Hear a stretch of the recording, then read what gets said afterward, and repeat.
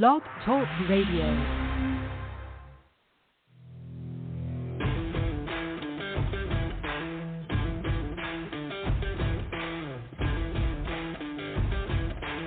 The following broadcast is brought to you by the iGolf Sports Network. Golf Talk Live is sponsored by the iGolf Sports Network and Golf Tips Magazine. Here's Andrew to tell you more about our sponsors. iGolf Sports is a live stream broadcast and media production company providing quality programming designed to attract the golfing enthusiast. And Golf Tips, the game's most in-depth instruction magazine, including reviews on the latest equipment, tips from top teaching professionals, all designed to help you improve from tee to green. Welcome to Golf Talk Live with your host, Ted Odorico. Join Ted each week as he speaks with some of the best in golf. This week's special guest will join us a bit later. But first up is another great discussion on Coach's Corner. So let's introduce tonight's Coach's Corner panel. All right, good evening, everybody, and once again, welcome to Golf Talk Live. I, of course, as you've just heard, I am the host here on Golf Talk Live, Ted Odorico, and I want to thank you guys, as always, for tuning in live every Thursday evening from 6 to 8 Central here on the blogtalkradio.com network. All right, we've got a great show for you tonight. We've got a couple of great lady professionals from the LPGA are joining me on the panel discussion.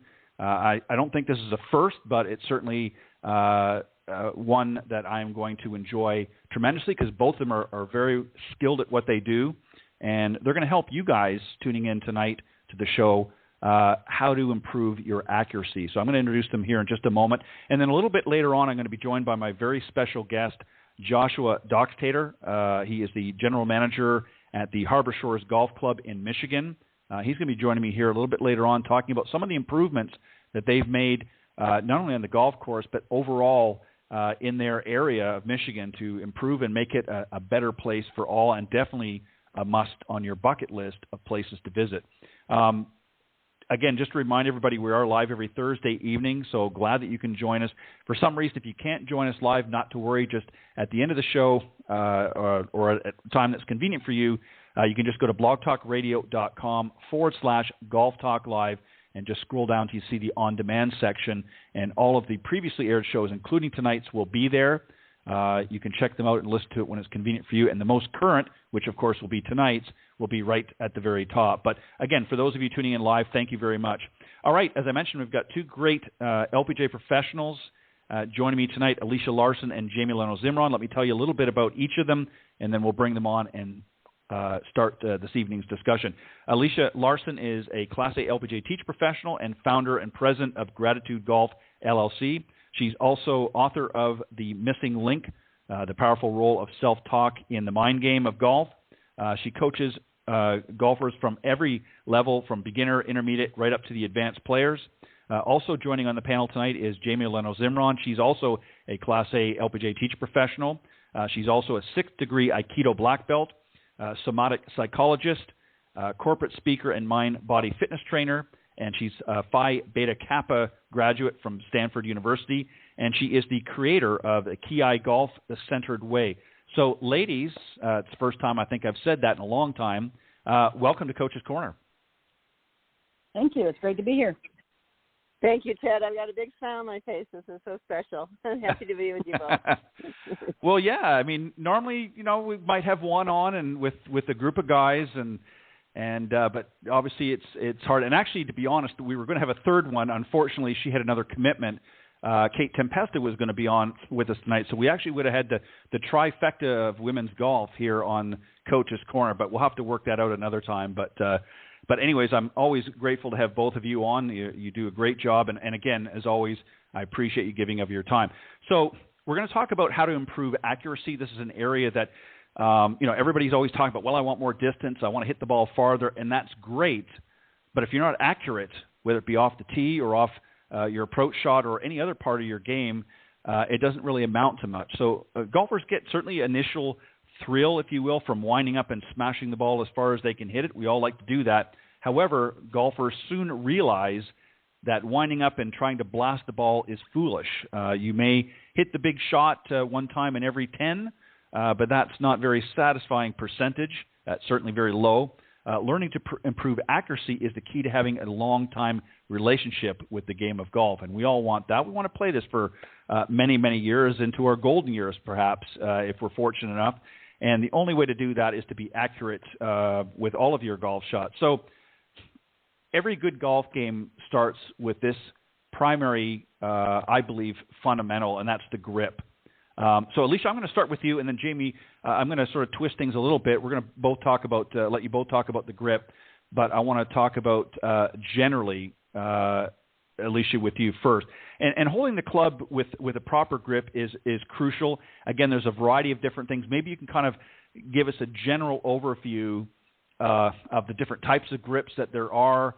And again, obviously everybody's different, so what might be good for one may not necessarily be good for another, but maybe you can touch on a little bit about the grip in general, some of the different types of grips that we have, and why it's important that we make sure that that's right. So I love talking about the grip, because I don't think the people when they play, I don't know if a lot of people, golfers, know the correlation between the club face and their hands, and because the club face is your hands are the only thing that are connected to the club itself in general. So I tell them that your hands are like the steering wheel in a car when it comes to the golf swing. So I've made a lot of. I know there's the three different types, which you have the 10 finger and the interlock and the overlap, and it's a preference when it comes to that, and people are like, well, I like this feel and I like the way this one feels or whatever.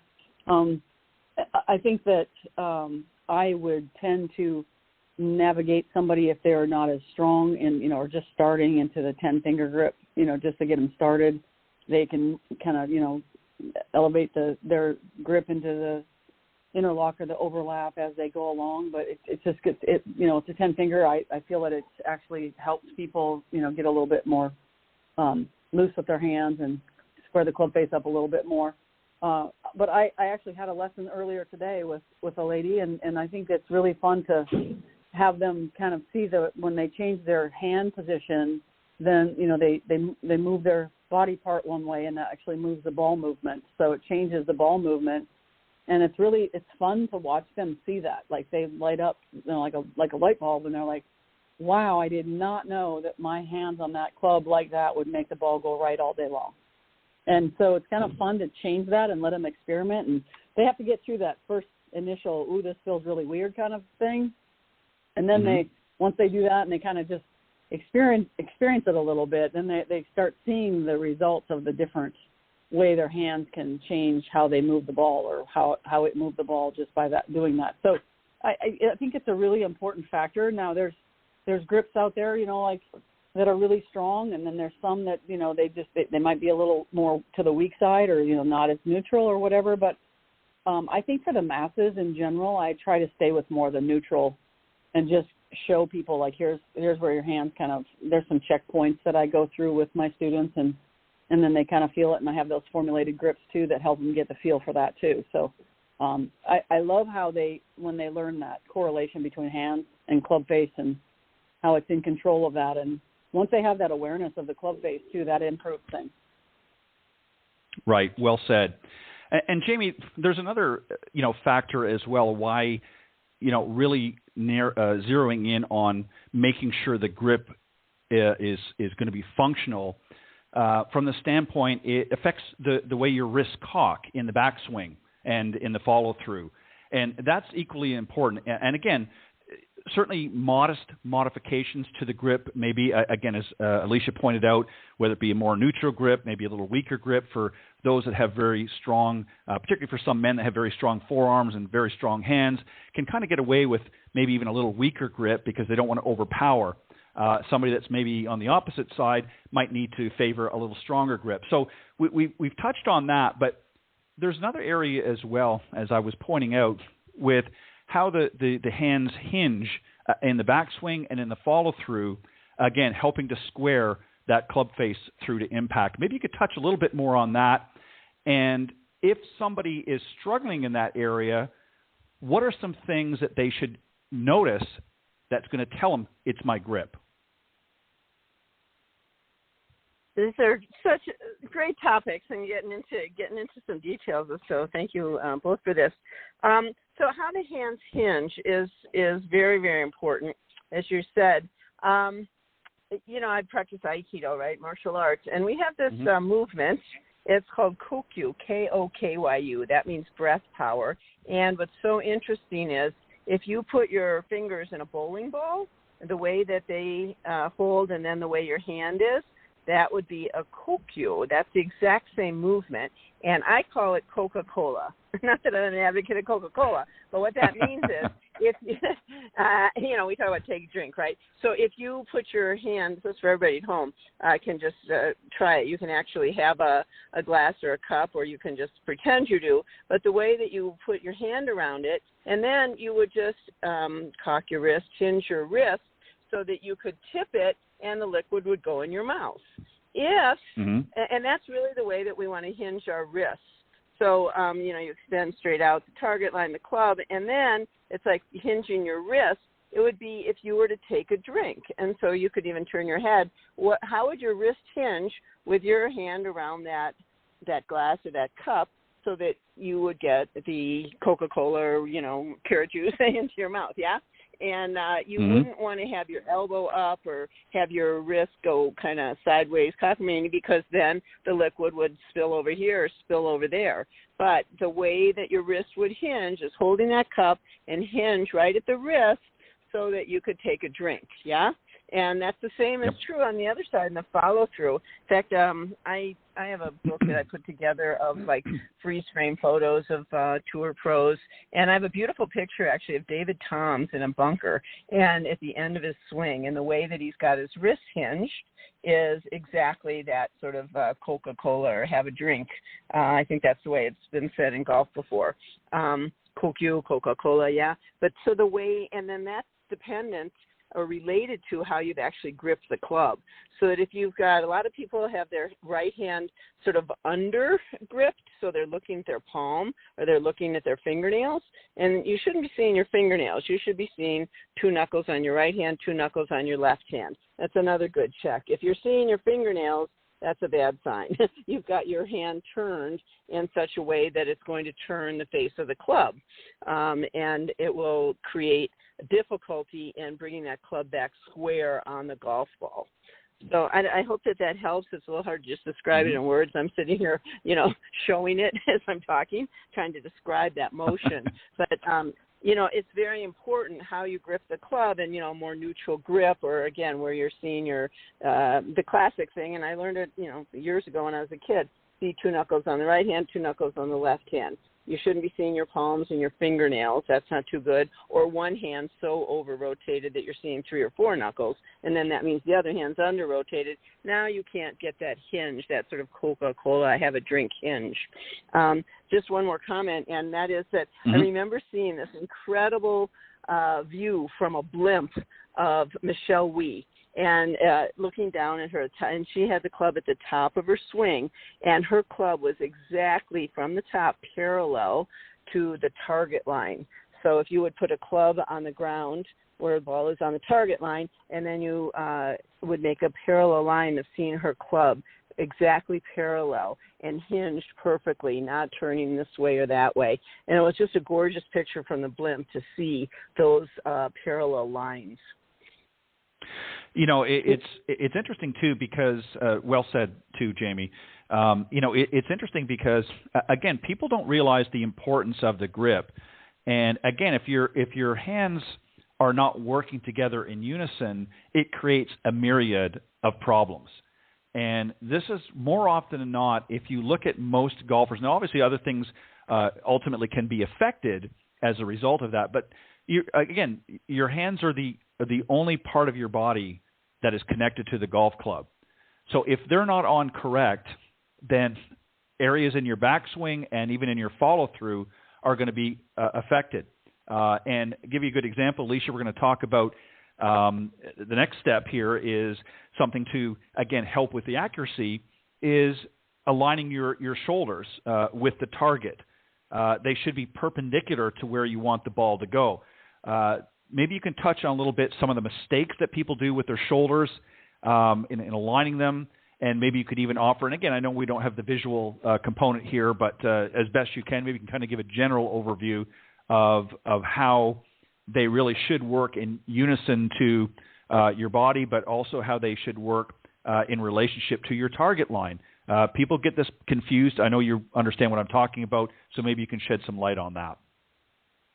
Yeah, I think that when I talk about the in a dress position, and like your right hand is lower than your left on the grip, then your shoulders should be slightly tilted. At a dress, it's sometimes people can get their shoulders. I just had a gentleman that we talked about he's a left-hander, so his left shoulder was getting really high and not parallel to the target line. And so we started getting, I said, I want to see more of your right arm when I'm standing behind him. And then he started getting really stiff with his right arm, and then he started creating a little bit more tension in his dress position than he needed. And he goes, I think it was just because I was really trying to, have that idea of thinking more of, showing you this arm from down the line, and that sort of kind of got him into a really bad shoulder position. And he was, leaving everything out to the left as a left-hander, and so he just kind of, his shoulders just got a little kittywampus. So it is really important. And I say, you can have that little bit of tilt at a dress, but I try to get people to be like parallel from the ground up. So you have the parallel with your toes and your knees and your hips and your shoulders and your eyes, and kind of try to keep all of those parallel lines intact, so that when you come back to impact, you're more in a position to swing down the line than you are swinging, left or right. And when you're talking about direction and accuracy, my instructor and coach for years said there's only two things that make the ball go left and right, and that's path and face. So you got to kind of figure out which one it is and then go from there. But I think shoulder movement, I think people don't know too much about that either in that area, and they don't really know how that drives it too. So the hands, are like the steering wheel, but your shoulders in a sense play a pretty doggone important role too. So. Right. I couldn't agree more. And Jamie, the other thing too, just to sort of add on to what Alicia said, is again the importance of that alignment. A lot of people might say, well, wait a minute, if I've got to be parallel to my target, which we often hear the old terminology, kind of like a railroad track. Your target line is one track, and then your body alignment is another track. Well, then how do you explain somebody like Ali Trevino or some of the others that have an open body alignment to their target line? And what most people don't realize is somebody like Ali Trevino, as an example, has to reroute their swing or their path, if you will, in order to accommodate that, to be able to hit the ball straight or in the direction that they want to their target. So when people see that, they get confused. So maybe you can kind of explain a little bit for more of the modern golfers, particularly, that don't spend as much time as, say, somebody like Ali or some of the others that have a little bit different body alignment to what we traditionally talk about. They're obviously out there working their buns off out on the range, hitting literally thousands of golf balls, making these adjustments. This is something that we don't want the average golfer to do. So maybe you can touch a little bit more about body alignment in general, not just the shoulders, but body alignment, and why it's important for our modern-day golfers. Sure. Well, if you think about the word alignment, it's got line in there, right? So we talk about lining up, and we have a target line. There's a line to the target, whether that's down the fairway for your drive or, on the green to the pin, rolling the putt up the line, or straight to the hole if it's a straight putt. There's a line.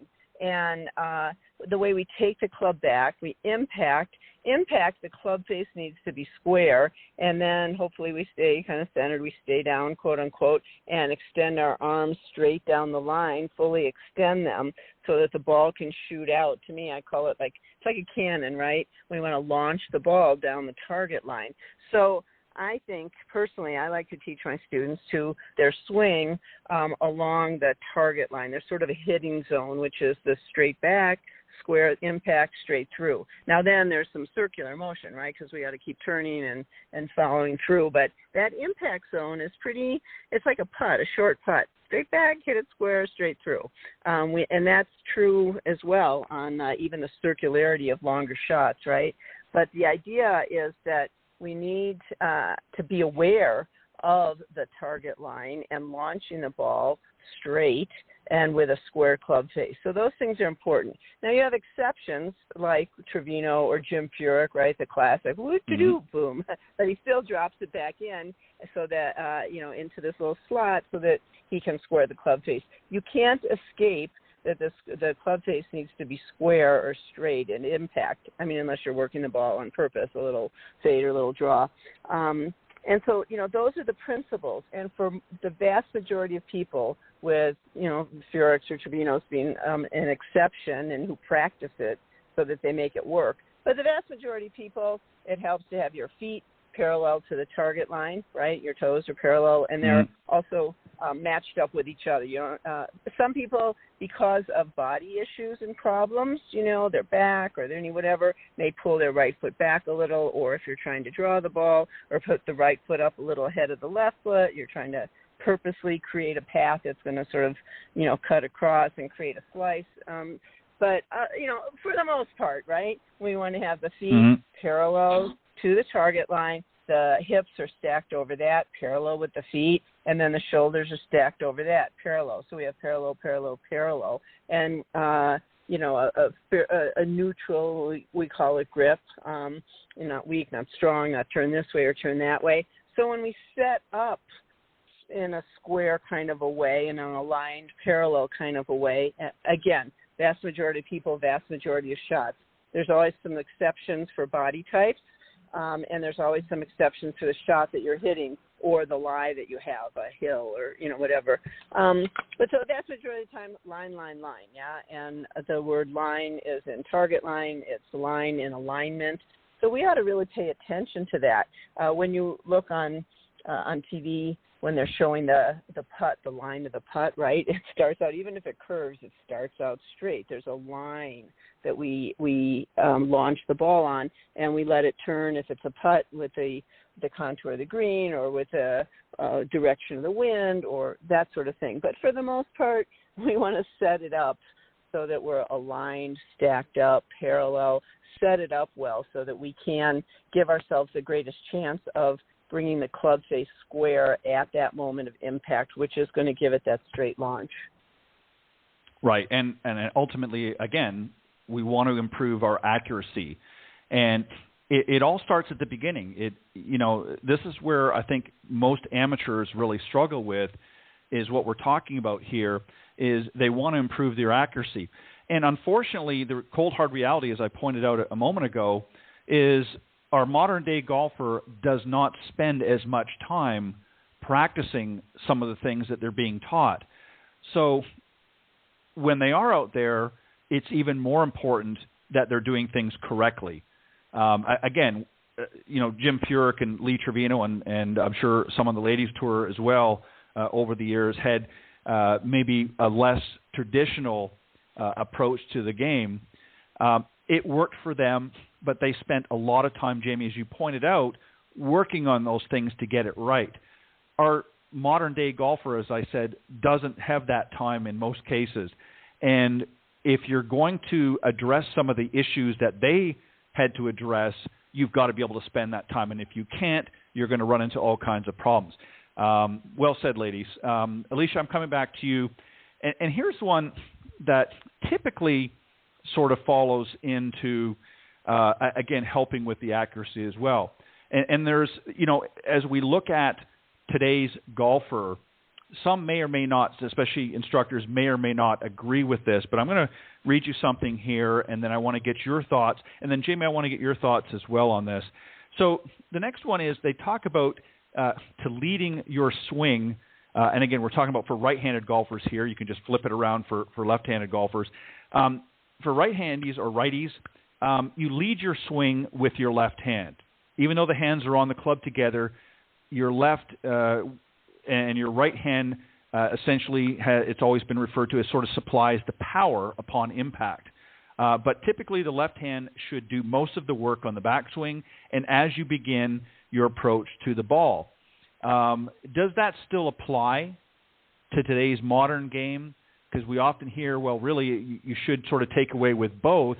But there was a reason why they wanted you to sort of use that left hand dominant, again, for right-handed golfers, going into your backswing, and as you transition coming into impact, at which point then your right hand helps to deliver the power through impact. What are your thoughts here, Alicia, with what I just said? Do you agree with it? Do you think it's changed in a more modern game, or what are your thoughts in general? Yeah, I think, oh boy, I've said so many times in my teaching that, you know, this could be a fun debate if you get a bunch of golf pros in a room and if they have different, you know, positions on taking. Just let them hear each other out and see who thinks they won that battle. But it's just a fun. I love it because it's really. I have never taken I've kind of used both of them are pretty important, but I do think there's a huge factor in when we're talking about this, and that's the strength of the golfer. And so, like, you know, when you have somebody who's not like strong enough to actually do some of the, you know, the impact position stuff that you just talked about with the left side, you know, I might be asking them physically to do something that, you know, I may be asking them to do something, you know, mechanically that they physically can't do. So I agree, you know, that the body type is a big deal as far as that goes. But there's always the left side and the right side in a golfer. It doesn't matter, you know, what body type they have. But I just feel like I kind of take that on a student by student basis. Just from the standpoint of the physical conditioning, that's why I got a physical strength and conditioning coach in my facility, and said, look, and you know, all of a sudden, a whole bunch of my students are his clients now because they're starting to see the importance of that. But I would say, you know, when you're talking about impact position, you know, I oftentimes have a student go to the top of their backswing, and then I have them come back down and stop, you know, in slow motion, obviously, but stop at impact, and then they come back right back down where their body is and the face is dead right, you know, with a driver, and it's like, oh wow, that's why my blown way right. Or then you have them come back and, you know, square that thing up, and they're, you know, have their body like feel like I always say, like, hit the ball to, you know, hit the ball and hit the wall, or hit the wall to hit the ball. So you want to feel like you're, you know, coming right up to that wall, and you're in one line there, and your hands precede the club head a little bit, but you know, and then there's sometimes where, you know, the right hand is so late that you have to, you know, you got to work on something like that, or they get stuck behind with their, you know, their right elbow stuck into their ribs and stuff. You know, so there's just different things that, you know, and I kind of look at the student, and I think that might be maybe a bailout with that answer with that question, Ted. But no, I just think it's so debatable. You know, I love that one because well, I guess the best thing is I look at it as a, you know, kind of a individual basis, and, you know, but I'll talk about maybe both to that student at some point in their, you know, in their time with me, you know, if they work with me for years, we'll talk about both of them. And so, you know, the impact bag is good, you know, that's the left side. And so it's all that. There's just, I think they're both critically important, in my opinion. Definitely not a bailout. Well said. Jamie, I want to add, no, and you're exactly right. Obviously, anything that we talk about really, you know, I've said this many times on the show, we don't want to put everybody sort of in the same box when it comes to how we teach them, because everybody learns differently but I think that the general idea or methodology behind the statement I made, Jamie, is this. I think initially what we're trying to create is twofold. First off, again, we're going to talk about right-handed golfers. So for you lefties out there, you just, you know, use the opposite terms, if you will. But essentially, what we're trying to do with golfers is, again, twofold. First, we're trying to create a wide arc, in the backswing. And to do that, we need to have our right hand a little bit more passive in the backswing. Now, obviously, it's connected.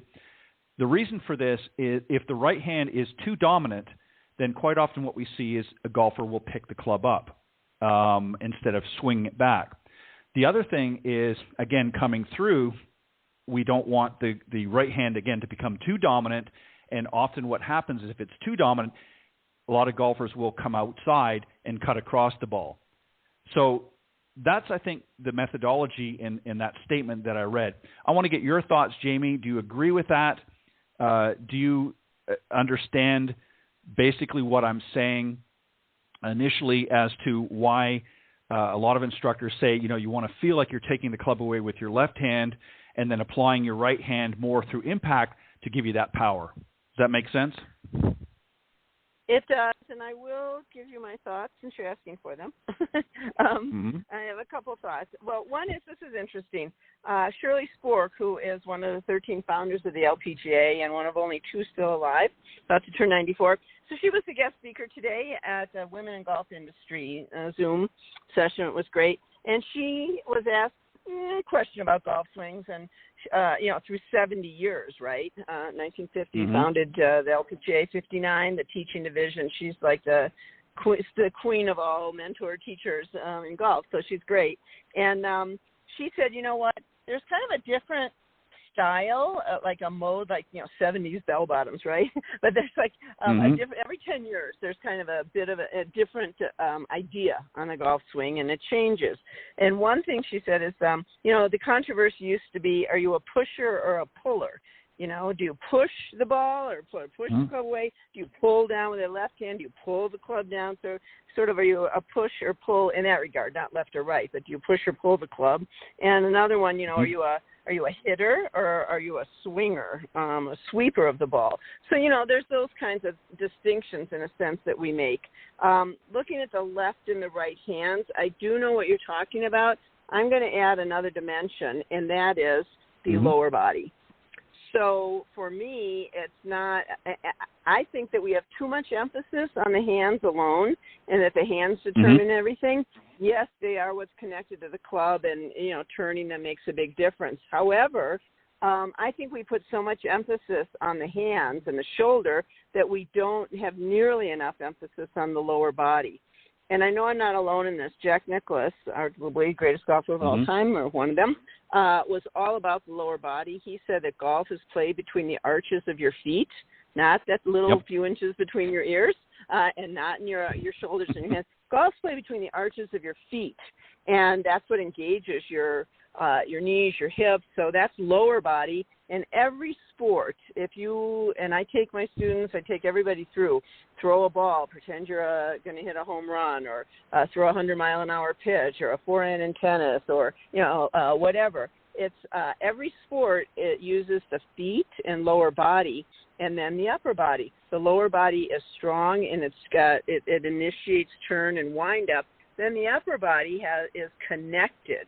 And so our hands get a lot of their signals from the feet and the lower body, not really the other way around. Golf is very much taught the other way around. Take it away with your hands. Take it away with your shoulders. The body will follow. And my experience, and I'm speaking as a 6th-degree black belt here, which is to say martial arts is really about generic principles of movement, and it's lower to upper body. So the hands are getting a lot of signals. I consider the arms and hands like branches and leaves on a tree. They don't know what to do. They grow because of roots and trunk. That's our feet and our trunk of our body. And then the information comes from there. We have to practice the connection and the sequence of movement and energy flow from the lower to the trunk and then to the upper body, the shoulders, hands, and arms. But our hands alone, first of all, they lack power. Second of all, they lack knowledge. They don't know where to go when we're struggling. Are we, too upright? Are we too inside? What do we do? No. If you work, as Jack Nicklaus said, from the arches of your feet, you set the upper body and the shoulders and the hands in motion. So that kind of takes away a little bit of, am I too much right hand, too much left hand? Am I pushing, pulling it with this hand, that hand? So I'm coming at a different angle, Ted, in that regard. So I hesitate to talk about the hands separate from the feet and the lower body. So for me, it's lower to upper body. And if we can train that, and a lot of things resolve themselves of course, we have to have connection. But connection happens pretty naturally when you start lower to upper body. It happens naturally when we're running around tossing a ball or playing tennis or whatever. Because we're standing still, it seems like we don't have footwork or lower body, but we totally do. And we do have that same sequence of motion as we coil and into the backswing and take the club away and then uncoil and bring the club down with our arms and hands. So you kind of can't separate it, at least in my view. Yeah, and that is an excellent point as well, because you're exactly right.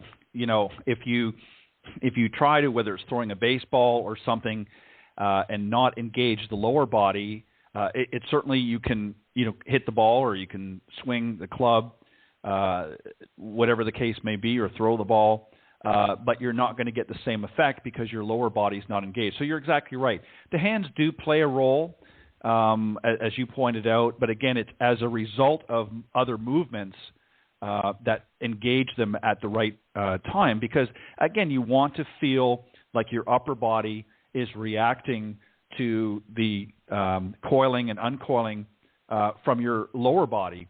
And quite often, you're exactly right, Jamie, we get caught up with the hands and how they need to be engaged and how they need to do this and they have to be in this position and that position, as opposed to as a result of an overall movement. So, again, if you want to be accurate – sorry, go ahead. Yeah, I was just going to say, I mean, if anybody skis, you turn your skis, then you put your pull. So feet pull, feet pull. If you put your pull down and then try to do your feet, that's when you fall over. You get top heavy. Golfers are top heavy. If you ride a horse, you sit and you're comfortable and you use your legs. You talk to the horse that way. And then you can be very light on the reins, a little tug this on this one and that one, and the horse knows to go right or left. But if you don't have that fullness and connection through your body and you're being tense and tight in your hands and pulling with your arms, the horse balks. They don't like that. And it's the same thing. We can be more relaxed and our upper body kind of knows what to do when we're really present and using our lower body and our core properly. Right. Again, well said. Alicia, I'm going to come back to you. We've got just a couple of more points, but I want to, again, these are areas, it's not necessarily that they're right or wrong. Again, it's everything's subject to interpretation, but they're points that often get in the way, if you will, with golfers and can affect the overall accuracy. And this one particular here is, we've often heard, keep your head down as you swing your club. Many golfers, and certainly not just the beginners, are anxious to see results of their swing. So as a result, they pick up their heads rather quickly and do not make solid contact with the ball. So how does the head play into this as well? Maybe touch on that a little bit. And then, Jamie, I've got something separately that I want to ask you. You're certainly welcome to chime in afterwards, but I have a specific question for you separately from this. So talk about really how the head, Alicia, sort of factors in here in the golf swing. Yeah, that's a great topic of conversation, and I can tell when people have been drilled on keeping your eye on the ball and keeping your head down, because they just keep it down forever. And I'm like, so tell me what things you're, like who you've played golf with, and they'll say, oh, I know I have to keep my eye on the ball and I got to keep my head down. And then they'll watch my golf ball for me, so I don't even have to worry about where it goes. So they're just like, they lose so much, in my opinion. They lose so much of the the kinetic energy that you get from the ground up and the footwork, and because they're so planted and so like there's 4-foot posts in the ground underneath their feet. But I think what I created was a fun little acronym, or just maybe not an acronym, but it was just a little fun thing that I said, look, you're going to watch the ball 4 times. And I call it the 4-watch system. And I said, you're going to watch the ball when you're addressing the golf ball and you look at it, right? You're looking at it. You're watching it. And you get to the top of your swing, and you're probably still going to be looking at the ball. And then you're going to watch it when you hit it. And then you get to come out of that swing and watch it go fly down the fairway. So there's there's 4 times that you're going to watch that golf ball. But a lot of times they just don't, we know they can't bypass the third part of that, because if you do and you pull out of it, so it's like you have to stay in that. I talk about more of the posture, not the head per se, as much as like your head's connected to your shoulders, but I say stay in that posture position through impact, a little bit more through impact, and then you can come up and watch it. But sometimes when you get your head down there too low, too chin on your chest and all that stuff, they start running into their shoulders. They start, taking that spine tilt and altering it and moving, stand up 2 or 3 inches on the backswing, and now they got to go back down 2 or 3 inches on the downswing. So it gets really, the variables get to be too risky and too much. So I really like to talk about that and explain why I do agree with keeping your head down and keeping your eye on the ball to some extent, but then I think it just people take it to the extent and they overdo it too much. And then I think it becomes a hindrance, not a helping thing for them. Again, a great point. And you're exactly right. I think a lot of times when we articulate something to our students, I think sometimes they take things literally. When Jack Nicklaus, use him again very quickly, he talked about keeping his head down and how his, instructor, Jack Grout, used to sort of grab his hair and keep his head down. Yeah. Well, part of the reason was not that he was trying to force his head from making any movements, because there are obvious movements that the head will make naturally. But what essentially he was trying to do was prevent him from sneaking a peek and not coming through impact properly. And that was really the purpose of doing that.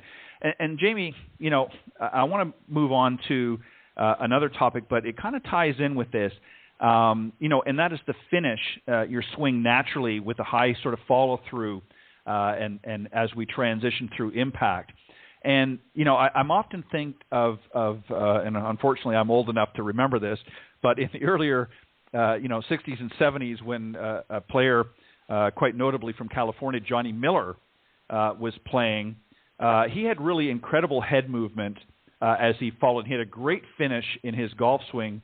Of course, by today's standards, because he had a reverse C, didn't help his back out.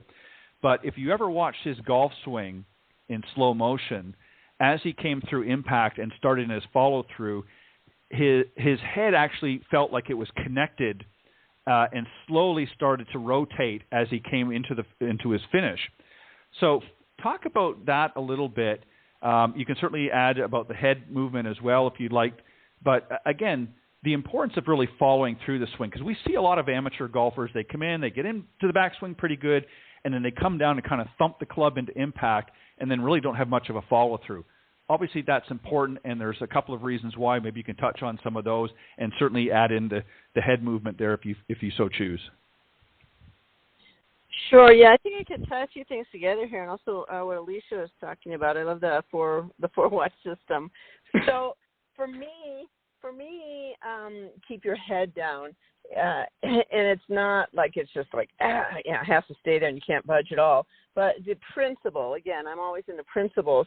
The principle is having like the sun in the middle of the solar system. What I mean is that the golf swing is round, right? It's an orbit, and you've seen all those trainers where you got this big circular deal, right? So to keep the integrity of that orbit, you need a solid center. That's the sun in the middle of the solar system, so the planet can go around in its orbit. If the sun was moving around or a revolving door in a building, it's got a strong center column, and then we can go around in a nice smooth circle. So that's the idea for me of your head down, or keep your head pretty solid in the center. Now, it may move a little bit back. Sometimes it goes a little bit, not a lot, up and down. If we sit down a little bit, if we're coming in the impact kind of thing. But for the most part, it stays centered at address, back, through impact, till the arms are extended past impact and the ball is sent down the line accurately. We're going back to accuracy, to the target. So all that's good. Now, as you're talking about, and that, again, that's to keep the integrity of the orbit of the swing, so it's not choppy. It's like having a hubcap, a hub in the middle of your wheel, so you can roll smoothly down the road, right? And even spokes. So that's the idea there. But then as you were talking about Johnny Miller, or as Alicia was talking about, as you're coming up and finishing your swing, well, the head has to come up. It can't stay so long. Like, you'll block yourself. You'll stop the follow-through.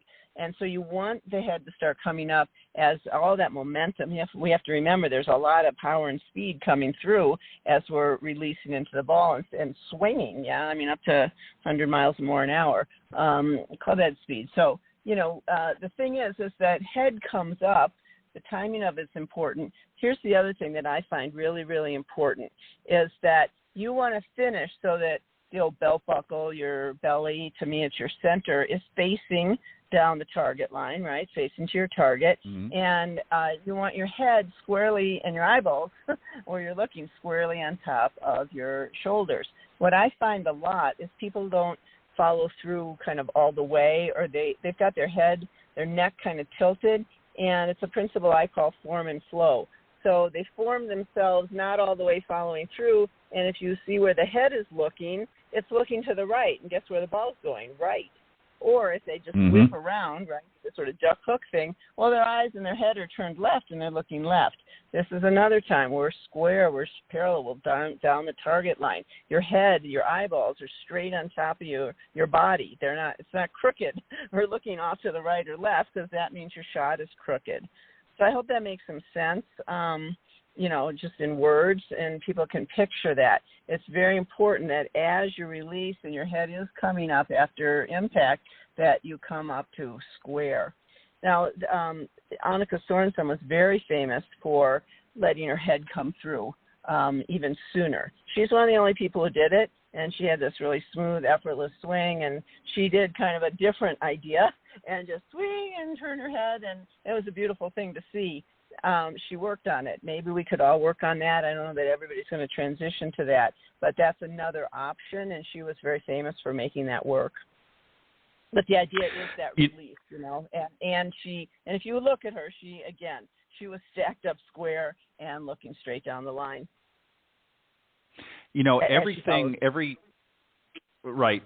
Again, well said. Ladies, action has to have some reaction.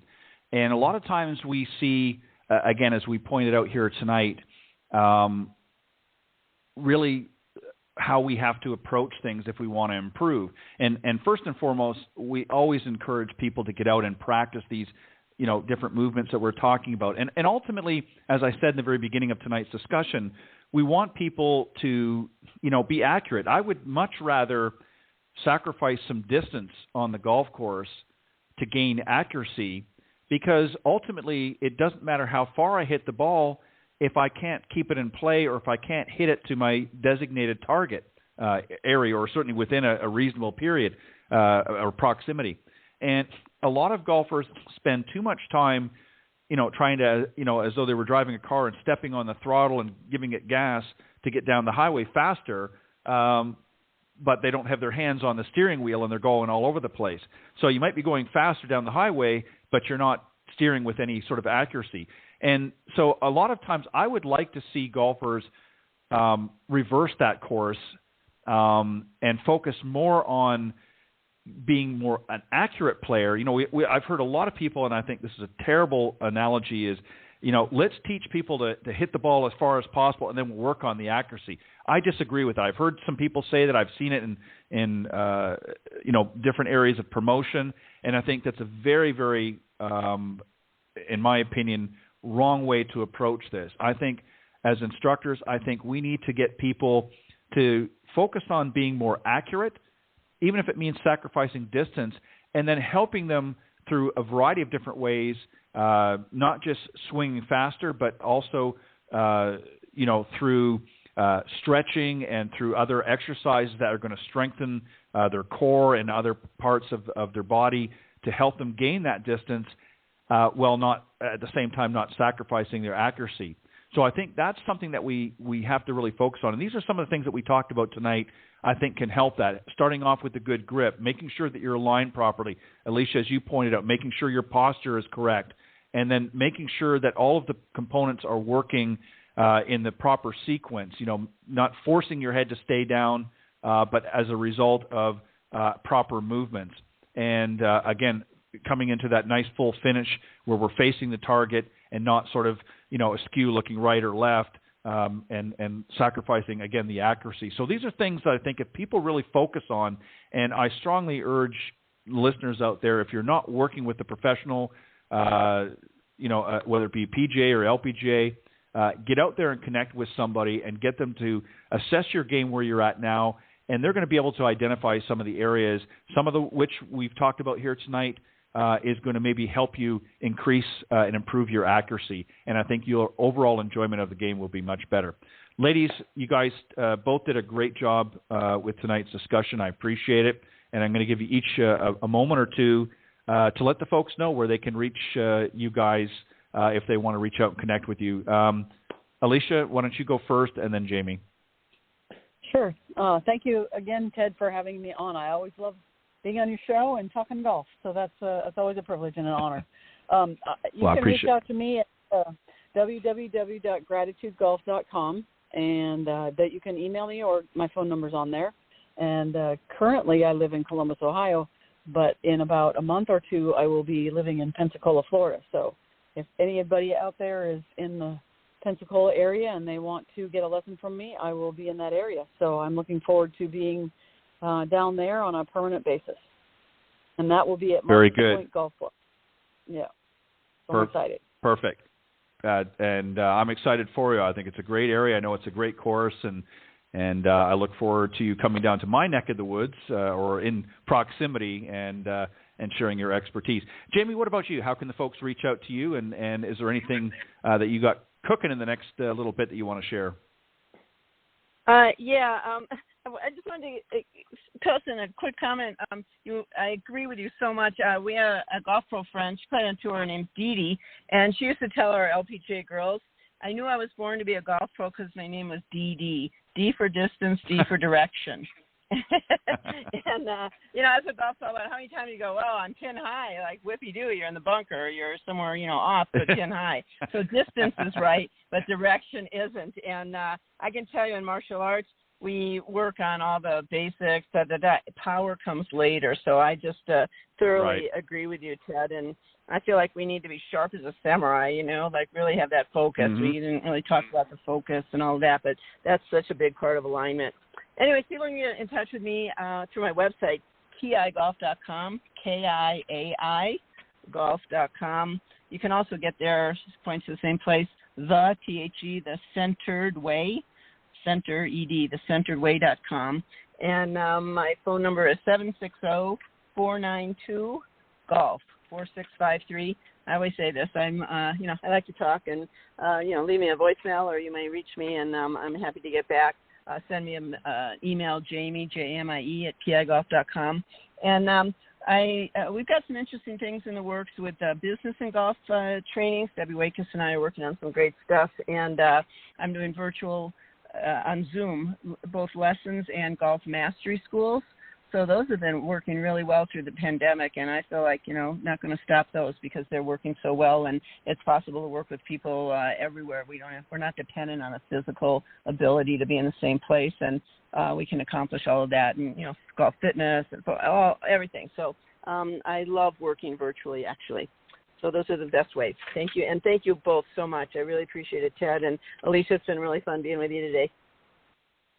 Thank you. All right. Well, ladies, thank you again. Continue to be safe and continue to do the great work that you do. You're certainly a testament to the LPGA organization. You do so much great work, both of you. And I look forward to having you both back here on the Coach's Corner panel on our future show. And maybe we'll arrange to have the two of you on again together. We'll see how we can manipulate the schedule, as I say. But a great job tonight, as always, and much continued success. Hit them straight, right? That's right. All right, ladies. Yeah, thank you. Bye-bye. You're welcome. Talk to you soon. Bye-bye.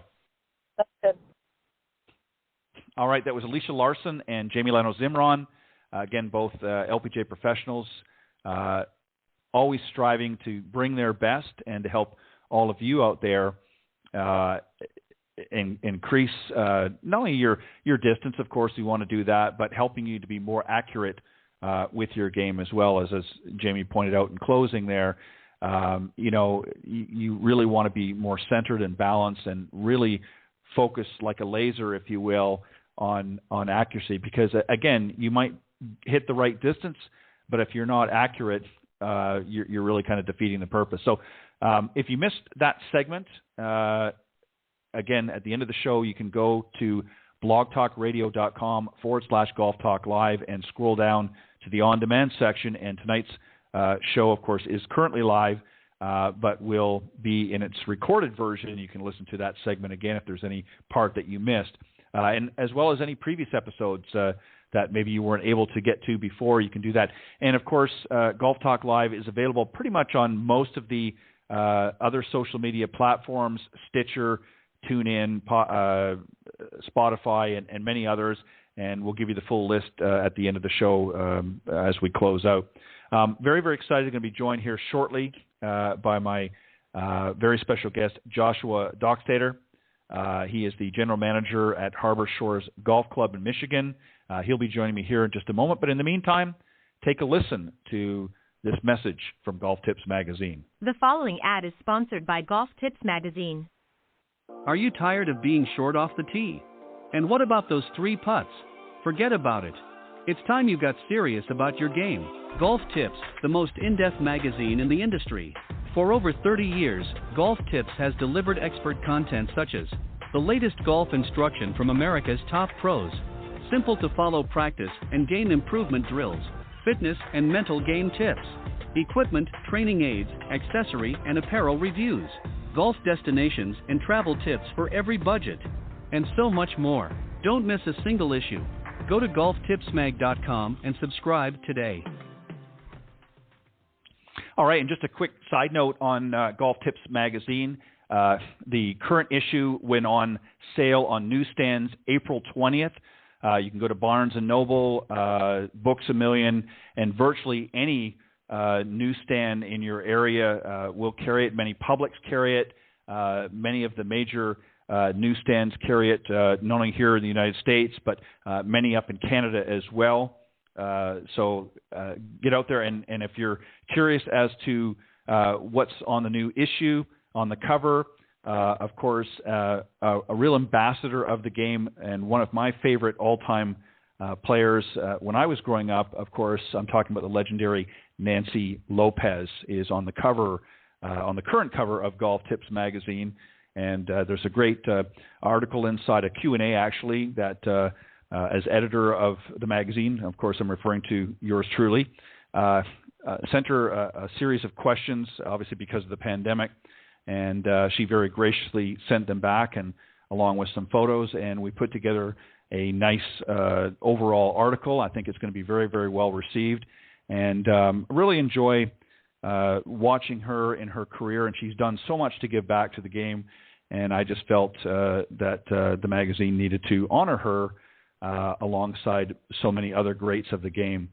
She's done so much during her time on both the LPGA and, of course, on the Legends Tour, but just to give back not only to the organization itself, but to many of her fans and just those that have followed her for many, many years. And so get out and grab an issue, or better yet, as the advertisement said, if you want to get a subscription, go to golftipsmag.com. It's available in both print and or digital, or you can get both. For those that are a little bit more tech savvy, you can go under and you can actually order both a print and a digital version. So if you want to have the print for at home or your office, and you want to take digital with you on the road, there's that option as well. So again, go to golftipsmag.com. All right, my very special guest that again is going to be joining me here in just a moment. His name is Joshua Doxtator. He is the general manager at the Harbor Shores Golf Club in Michigan. And for over 20 years experience in the hospitality industry, with over 15 relating to golf course and resort operations. He oversees all operations at Harbor Shores Resort, and will be assisting with the KitchenAid Senior PGA Championship in 2022 and 2024. Recognized as a leader in player development and a top 50 U.S. kids teacher, as designated on their honorable mention list. 2012 PGA Southwest Section Player Development winner for growing the game with programs exceeding $500,000 revenue annually, and experience in brand design and management. Please welcome my very special guest, Joshua Doxtator. Good evening, Joshua, and welcome to the show. Hey, thank you. Thanks for having me.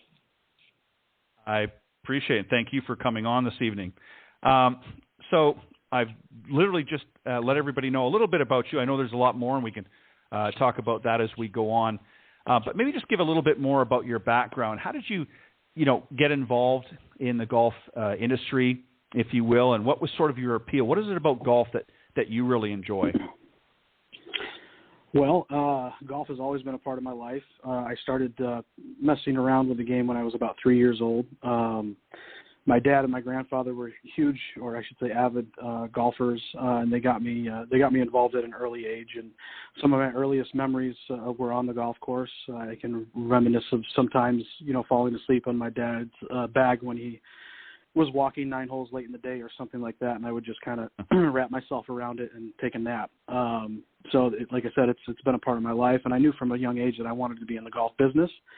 Or I should say, I wanted to be on tour, and I had some success playing as a junior, and then eventually you come to a place and a point where you know that either you have it or you don't, and the next step was basically getting into the business of golf. So at that point, I made a move after college in St. Louis, went to Phoenix, helped open a property, Trilogy at Estancia out there. Worked my way up through the ranks and went through the PGA program, became a Class A PGA member, was there for about 10 and a half years, and helped develop some significant player development programs that are still in place today there, which I'm very proud of. And then had an opportunity come about to basically take it in a different direction from player development and teaching to get into the executive side of the business, and became the general manager at Thornberry Creek at Oneida in Oneida, Wisconsin, which is also the official golf course of the Green Bay Packers. So that was a pretty exciting opportunity that I had there. And again, worked kind of my way up through the ranks, helped negotiate a LPGA Tour sanctioned event, successfully ran that for a couple of years. And then the opportunity at Harbor Shores came up, and honestly, it was one that I couldn't pass up. Have the opportunity to continue to be at a number one, a beautiful destination facility to help really take the brand on and expand upon it, but also be a part of a senior PGA championship. Yeah, that was a great move on your part, because the Michigan area, for those of you that have been up there, it's a beautiful area, and again, you guys are right along the shoreline of Lake Michigan, and I know that Harbor Shores, of course, that community is celebrating really 10 years of revitalization.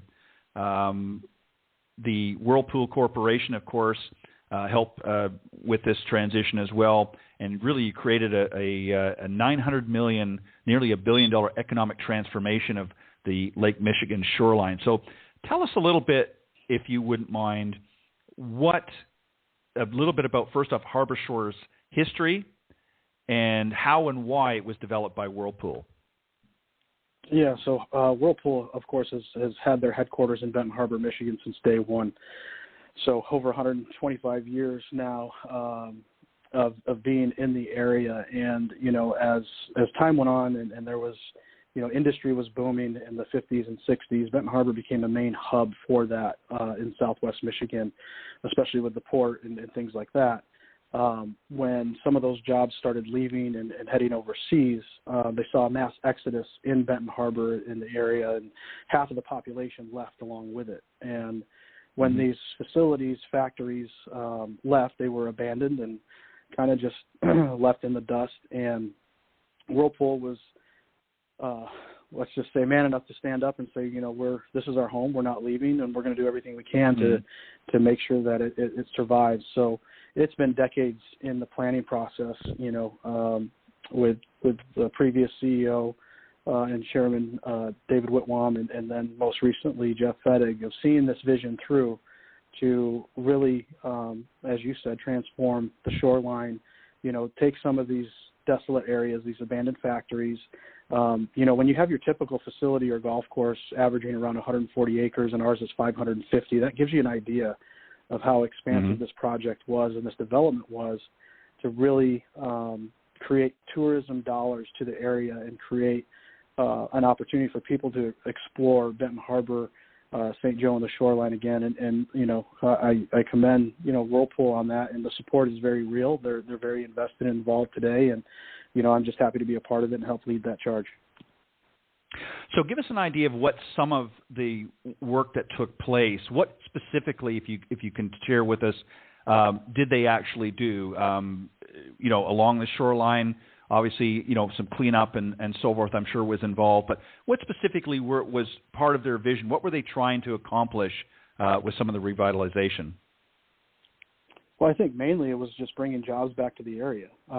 You have this worldwide company headquartered in such a small area, but also, I think from an attraction side of things, it's getting people to say, Benton Harbor isn't abandoned anymore, right? And there's things going on, and you have all these new opportunities that come up. And then, when you're recruiting for a company that size, it helps to have an area that people want to be a part of.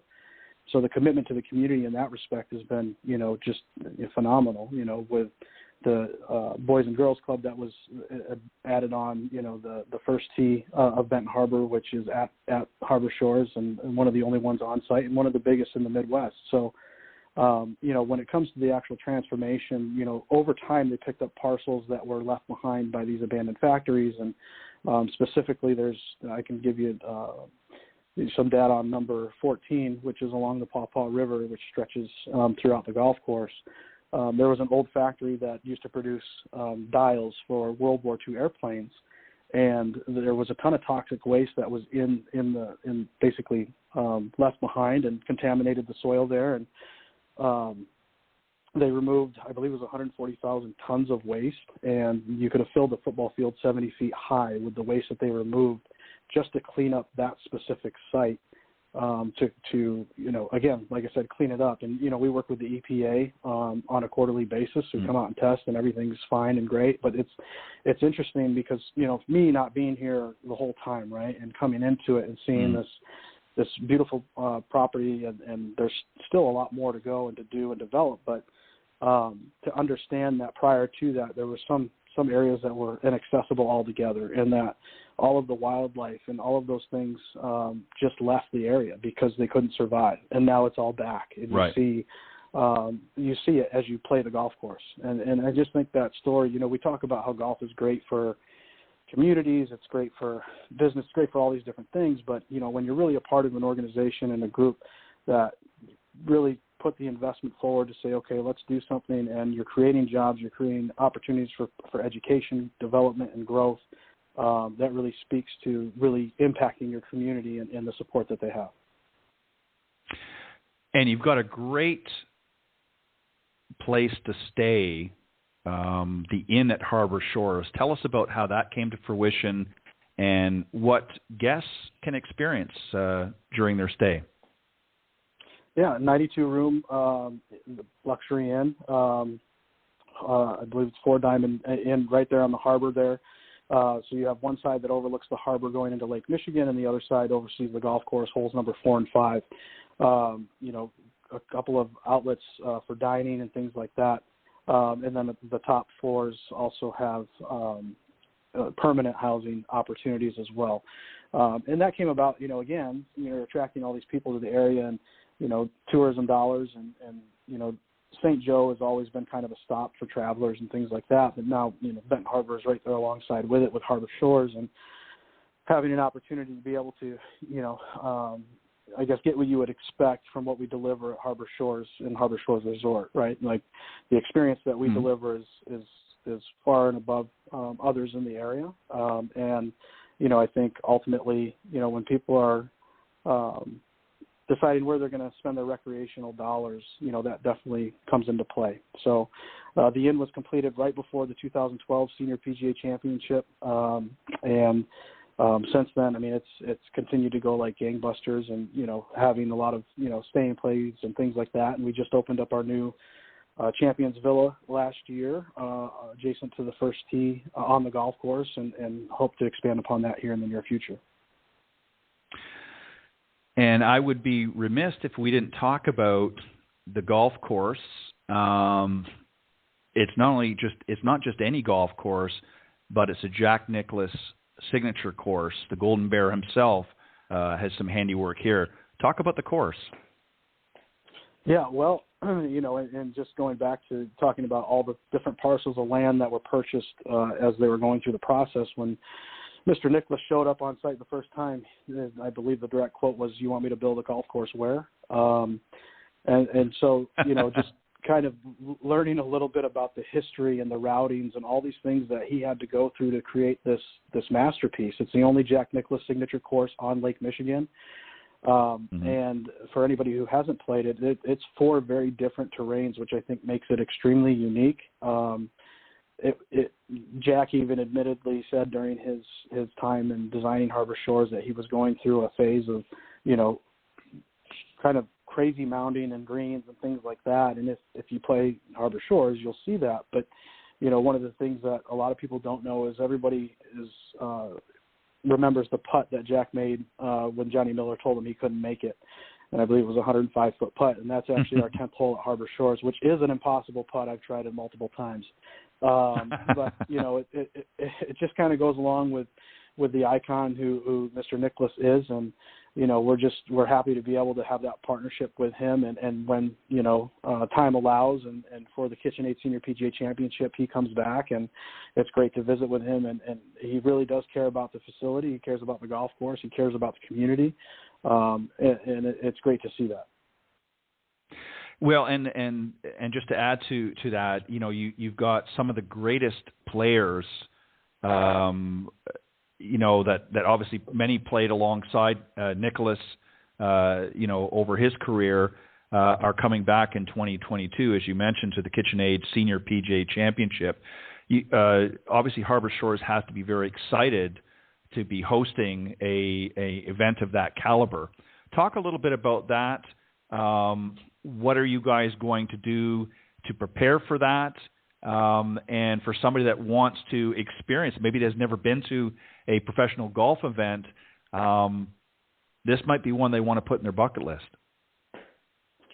Yeah, absolutely. I mean, we're always preparing. Having the opportunity to host a major championship every 2 years is pretty significant. And, we're always doing everything we can to, I would say, enhance the golf course, from, there's a lot of things that go on behind the scenes that, a lot of the guests on a daily basis may not see, but just from a drainage and overhaul, let's just say, foundationally to the golf course, we've gone through quite a few changes in the last couple of years just to create a better playing surface.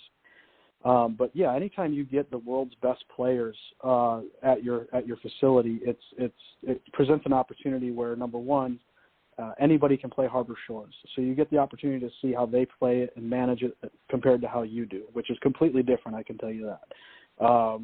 Second, you see, for me,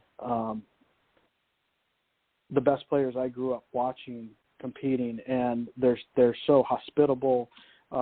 They're engaging with the fans and things like that. And sometimes you don't hear that on the PGA Tour, and, there's definitely guys that do so. But, these guys, they're in their, we'll say their golden years, and they're doing this for fun, and it's no longer a grind. So they have a lot more fun doing it. They engage a lot more. And if you've never been to an event, I would absolutely encourage you to do so. Come out and attend the KitchenAid Senior PGA Championship, because it's an experience you'll never forget.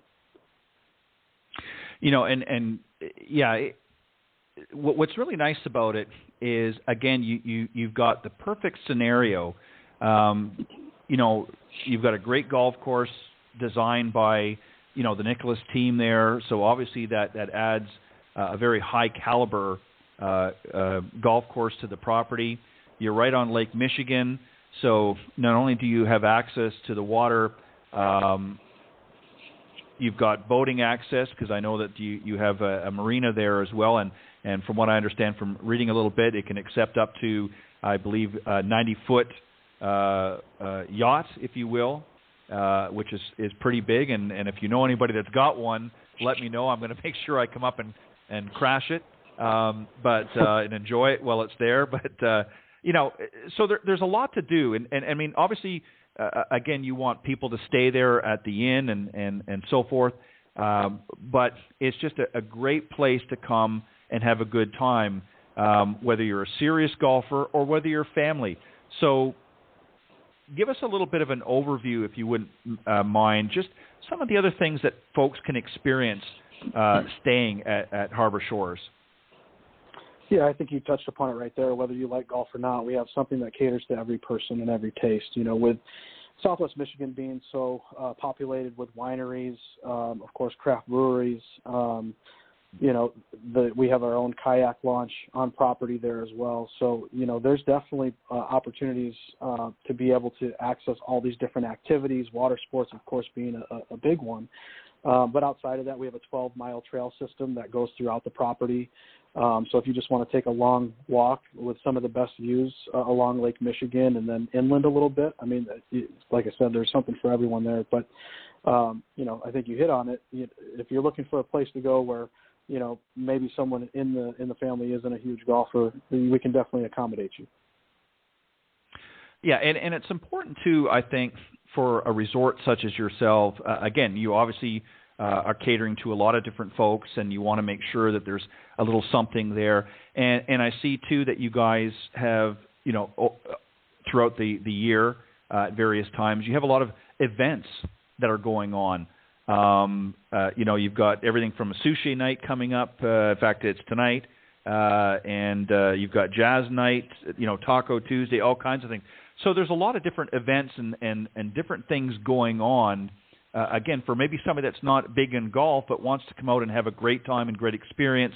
And obviously we have to be mindful with everything going on right now with the pandemic. But, again, you've got a lot of great things and activities going on. Are there some other ones, key ones throughout the season that might be coming up that might be of interest to some of the folks listening that want to, you know, start planning their summer trip? What are some of the other maybe main events or things going on in your area that they might want to partake in?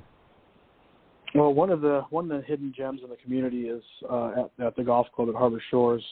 Every Wednesday and Saturday night we have live music on our patio there, and it doesn't get any better than that. You know, the patio overlooks the first tee and the putting green there, and you know, fire pit and all that. I mean, you don't get a better setting than that. And if you haven't visited Southwest Michigan in the summer, it really doesn't get any better. It never gets too humid. I would say maybe 1 week a year it gets humid, but outside of that, it's pretty good. And from a temperature side of things, and like you said, we always have something going on. You know, whether it's with the resort or not, there's events constantly going on in the area, either in downtown St. Joe or in the Arts District at Benton Harbor. You know, there's so many different places to access and take a look at those events that are going on a weekly basis. Yeah, and again, you know, there's a little something for everybody. And there's also, in addition to, for those that maybe want to come and stay short time, you've got the inn and other opportunities, but you also have some great real estate opportunities as well. You have the Harbor Village, some signature homes, and obviously some golf villas and so forth. Tell us a little bit about some of the neighborhoods there as well.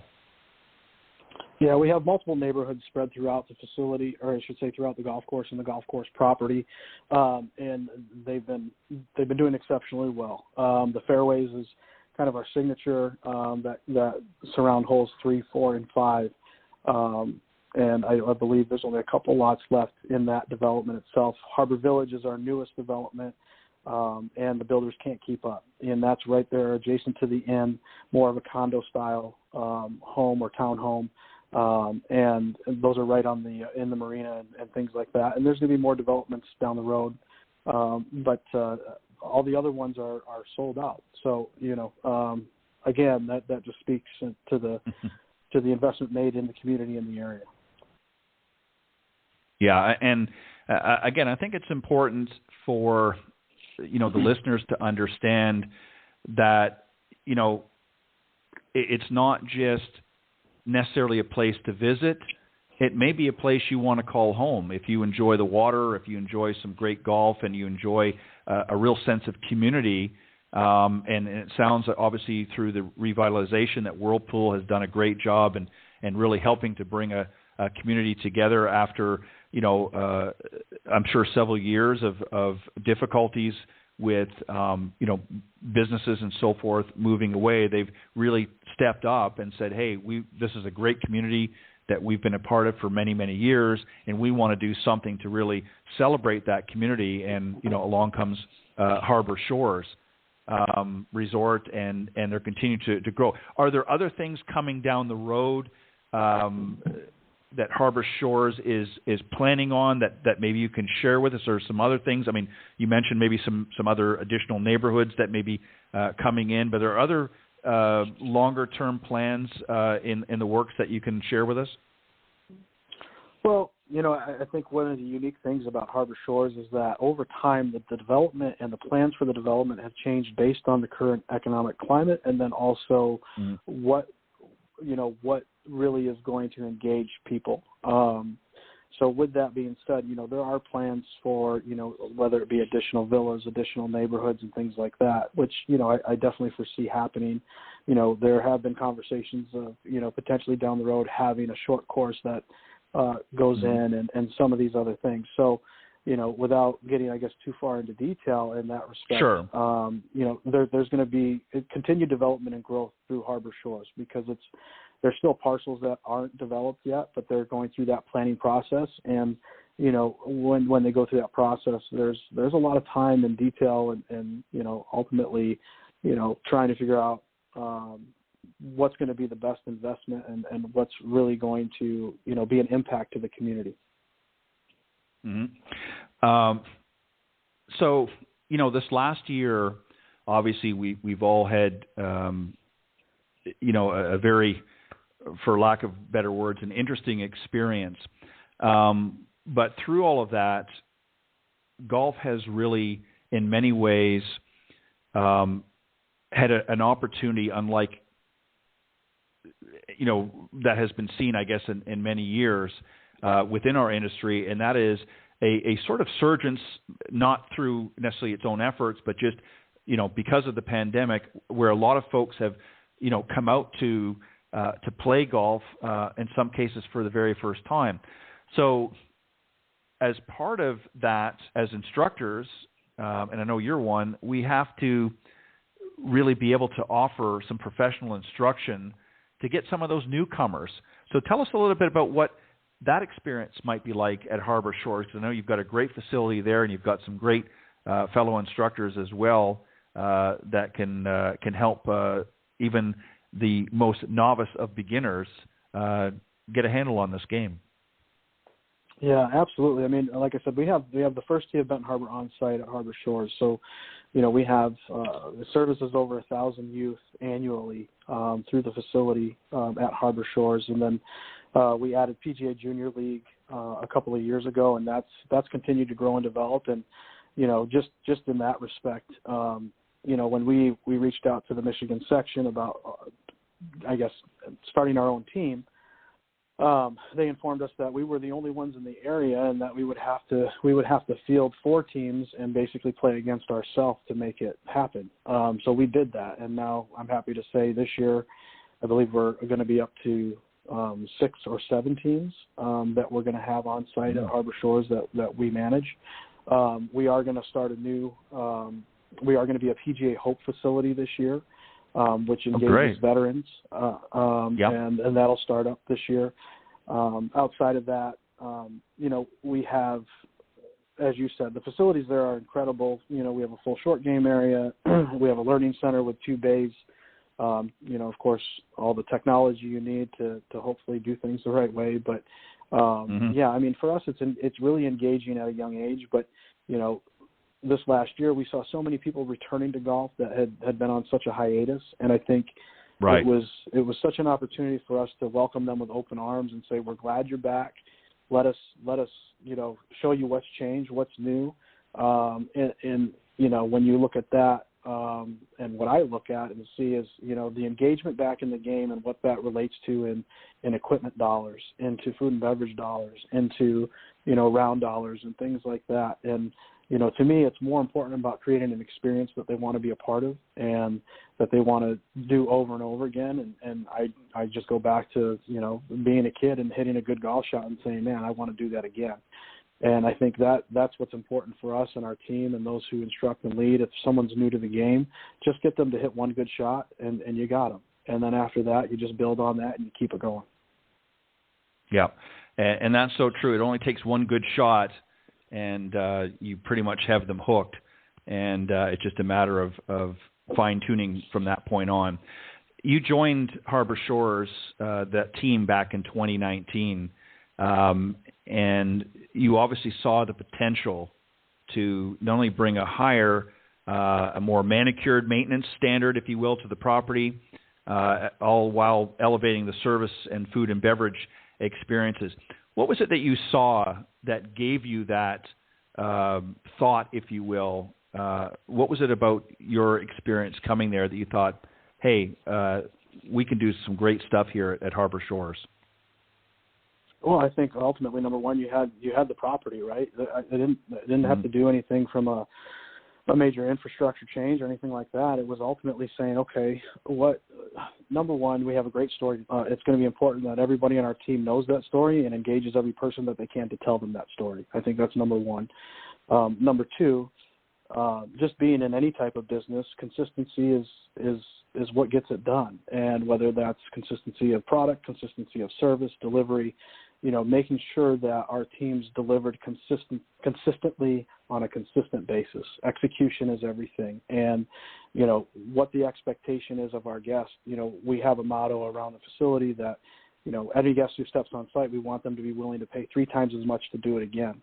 And when you get your team engaged in that and understanding that they have a major impact on every person's life every person's experience that comes on property, they really take that to heart. I'm proud to say that, since putting some of these systems in place and really looking at the culture and that side of things, we've had almost 100% retention in all teams. And for a seasonal hospitality business, it's hard to say that. So, I'm really proud of that. We have, like I said, you're going to see the same faces year over year, which sometimes you don't see, but that creates the consistency that we were looking for, to say, okay, they know the product, they know the expectation, and they can fulfill that expectation.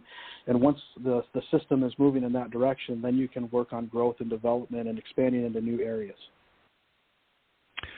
Are you seeing, with respect to, and I'm talking about on the lesson tee,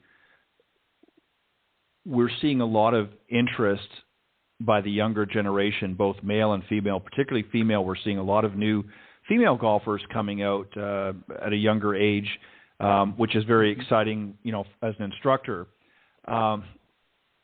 What are you seeing with this next generation of golfer? What is it that they're interested in that you're able to help them with at Harbor Shores?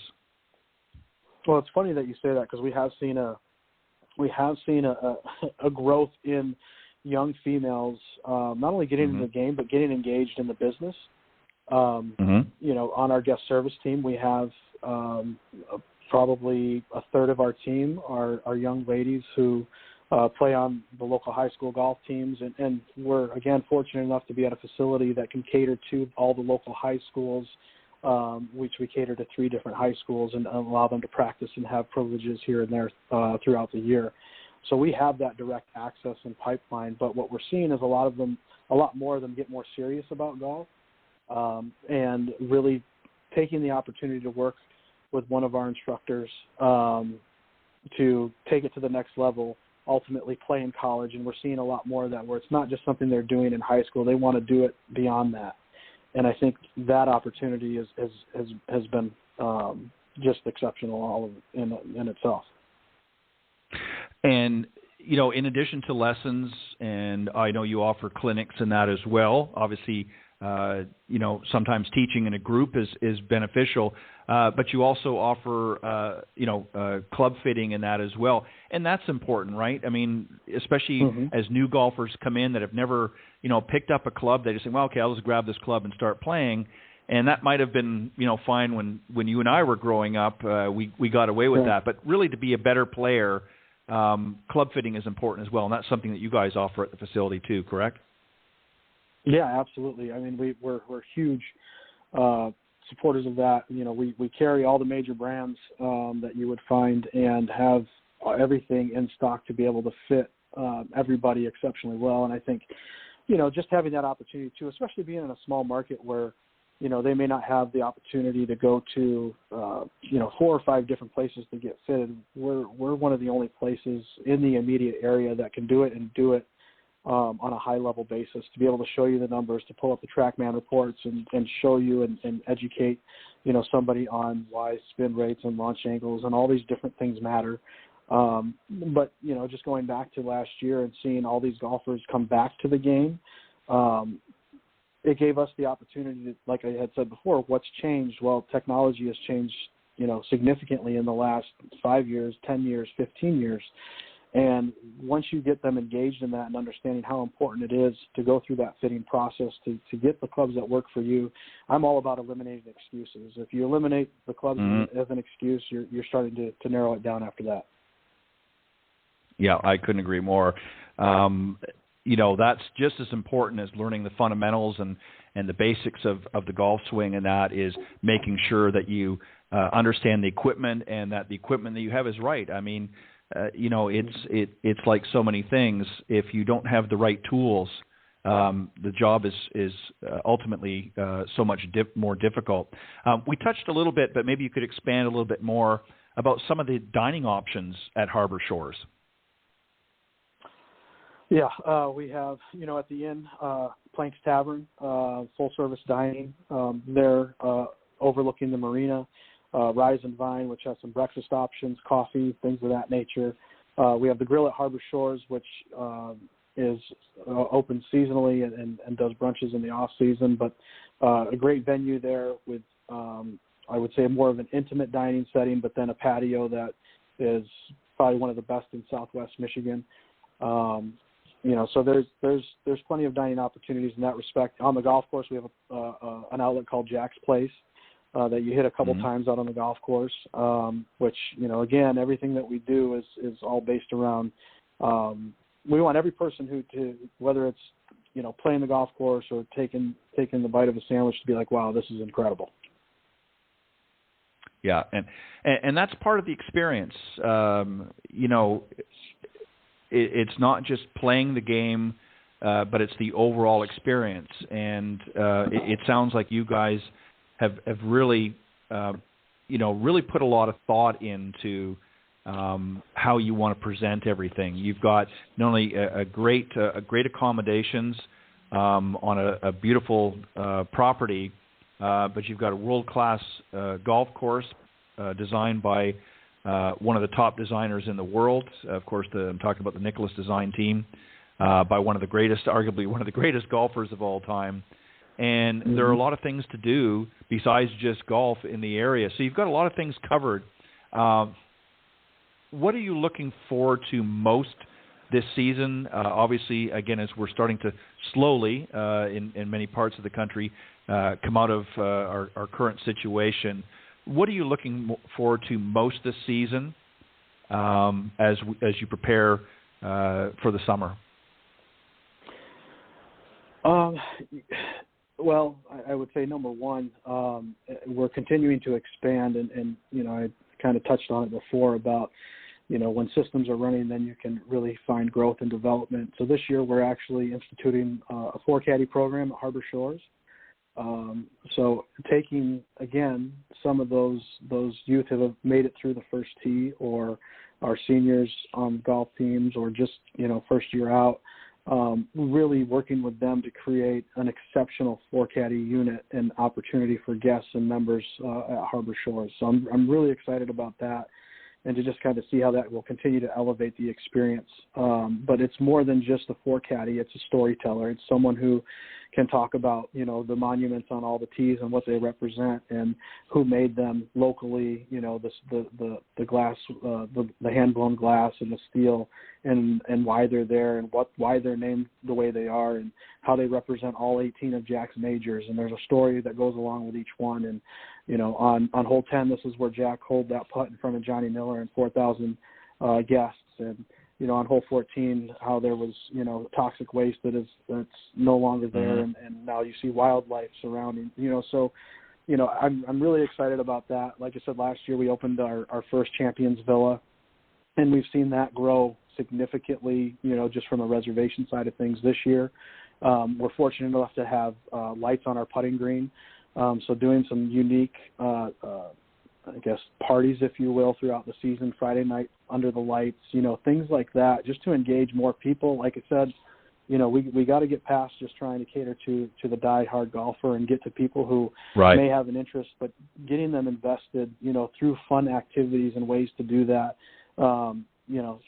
again, and engaging in that. But I think most of all, I'm excited about our team and seeing them over the last couple of years watch successes happen and how excited they get about that.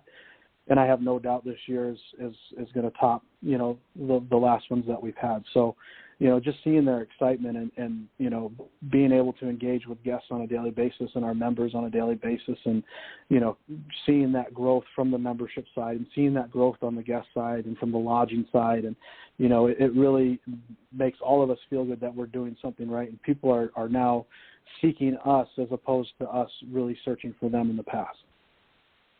Yeah, and that's important. I think, you want to create an experience and memories for people, so that you're sort of in the forefront of their mind when they're planning, maybe for somebody that's a little bit more locally that wants a quick getaway, or somebody that's wanting to come up to that area and have an overall experience. And some of the other things I want to point out, too, that I think are important, in addition to some of the things we talked about, is you obviously have a great spa facility. So for somebody, again, that wants something else to do, maybe a couple comes up, maybe she's not into golf, he is, he's out playing, she can go take advantage of and get a little, respite, if you will, in the spa and get pampered a little bit while he's out, hitting the links, as it were, right? Yeah, absolutely. Again, there's so many different options, and whether it's the spa, whether it's the winery tours, whether it's the kayak, or like I said, water sports. There's so many different things to engage in, and all it takes is one of the things that we pride ourselves on is being a personal assistant or concierge to you. Tell us what you're looking for. We got the golf covered, we have the lodging covered, but what else can we do to make sure your experience is set above everything else? And again, for anybody to survive in this day and age, you have to do something different. You have to be memorable. You have to, like you said, be thought of. When someone thinks, where do I want to go and play golf this summer? If they don't think of Harbor Shores, then we fail, right? So I think, trying to have that mentality all the time and saying, okay, every person represents, somebody that potentially could be a lifelong person that visits the facility year over year, brings friends, brings families, and things like that. So, like you said, there's so many opportunities to set up transportation. I know we have a couple groups, fortunately, because Whirlpool is headquarters here, we have a regional airport where we can fly private aircraft in, and we're going to start utilizing that this year. We have some people flying in privately. We'll pick them up. We'll bring them to the resort, so I know last year we had somebody that flew a helicopter in from Chicago and landed, just next to one of the villas. So my big thing is, if you want to do it, we'll figure it out. We'll make it happen. And, we have a never say no mentality. And I think that's important, to continue to engage people and get them interested. At the core of who I am, I'm a PGA golf professional. I love golf, and I love the game, and I have a passion for it, and I want it to grow and develop. But if that's only going to happen as we continue to get people, regardless of age, engaged. But, yeah, it definitely helps, and it's in our best interest to engage those that still have 6 or 7 decades to go. That's right, and again, having a diverse opportunity and having a willingness to adapt and change with an ever changing model, if you will, certainly helps you accomplish that. And one final thing I just want to touch on as well at Harbor Shores, and that is the Inn particularly has the ability to help those that maybe want to celebrate some of those special moments. Maybe somebody wants to plan their wedding. You have the facilities and the wherewithal to help them celebrate with a variety of different options as well. Maybe you could just mention that a little bit and some of the facility there that they can take advantage of to maybe celebrate that special day. Yeah, absolutely. We have multiple opportunities in that respect. Of course, the Inn at Harbor Shores has, event space and such.